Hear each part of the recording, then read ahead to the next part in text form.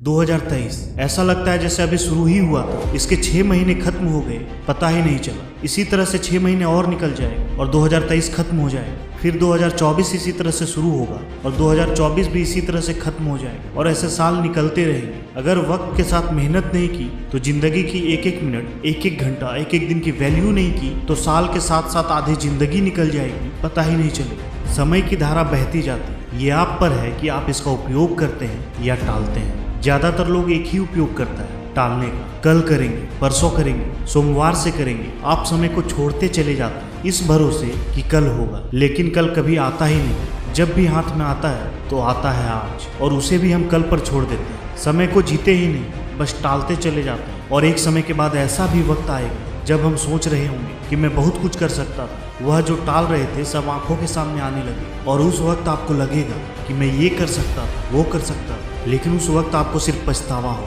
और अधूरे सपने हों। हम अच्छे कामों को टालते हैं और बुरे कामों को हम अभी करते हैं। क्रोध हम अभी करते हैं और ध्यान हम कहते हैं कल करेंगे। लेकिन क्यों? सोचा है? हमको भी पता है हम जो कल पर टालते हैं वो हमसे नहीं होगा, इसलिए जो करना होता है अभी कर लेते हैं और जो नहीं करना होता सिर्फ दिखाते हैं कि हम करना चाहते हैं तो हम उसे कल पर छोड़ देते हैं। जो नहीं करना चाहते हो खुद से साफ कह दो कि नहीं करना चाहते, लेकिन हम तो होशियार हैं, खुद को धोखा देते हैं। हम कहते हैं करना तो चाहते हैं लेकिन अभी वक्त नहीं, कल कर लेंगे। खुद से सच बोल दिया करो, भले आपको चोट लगे, तकलीफ हो, लेकिन अच्छा होगा। खुद से पूछो कि क्या मैं कामयाब होना नहीं चाहता? क्या मैं जिंदगी में कुछ बड़ा करना नहीं चाहता? क्या मैं अपने रिलेटिव्स और सोसाइटी में एक अलग पहचान और इज्जत बनाना नहीं चाहता? तब जाकर आपको जो जवाब मिलेगा उससे शायद आपको ख्याल आए, एहसास हो कि आप बहुत बड़ी गलती कर रहे हैं। आप वह चीज़ नहीं कर रहे जो आपको करना चाहिए, टालते चले जा रहे हैं। एक कामयाब इंसान को देखा जाए तो उसने क्या किया होता है जिस वजह से वह कामयाब है? वो वक्त को काबू में कर लेता है। उसका टाइम मैनेजमेंट बड़ा स्ट्रांग होता है। वह टालता नहीं है, वो ओवर थिंकिंग में फंसता नहीं है। उसे अपने जीवन का एक एक मिनट कंट्रोल में करना आता है। जिंदगी को कंट्रोल कैसे करें, एक एक मिनट कंट्रोल कैसे करें? अगर मिनट कंट्रोल में आ गया तो घंटे कंट्रोल में आ जाएंगे, घंटे कंट्रोल में आ गया तो दिन कंट्रोल में आ जाएंगे, और दिन कंट्रोल में आ गया तो हफ्ते,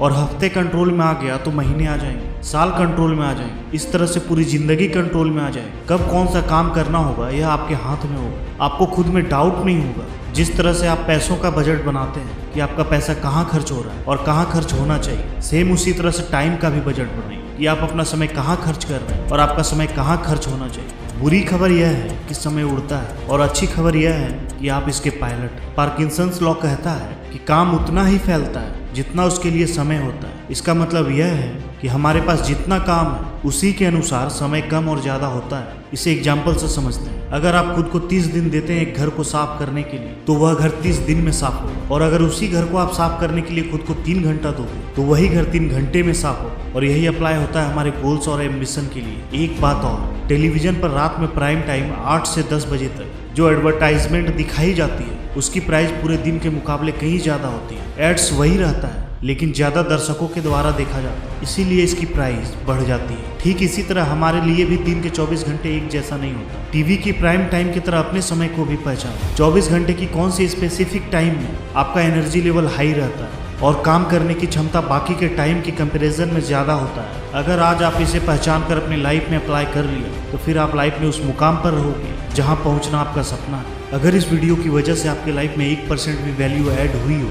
तो कमेंट जरूर करें। आपके एक कमेंट से हमें मोटिवेशन मिलती है और हमें सपोर्ट करने के लिए चैनल को सब्सक्राइब जरूर करें। मैं आपके सपनों को सपोर्ट करता हूँ। Wish you all the best.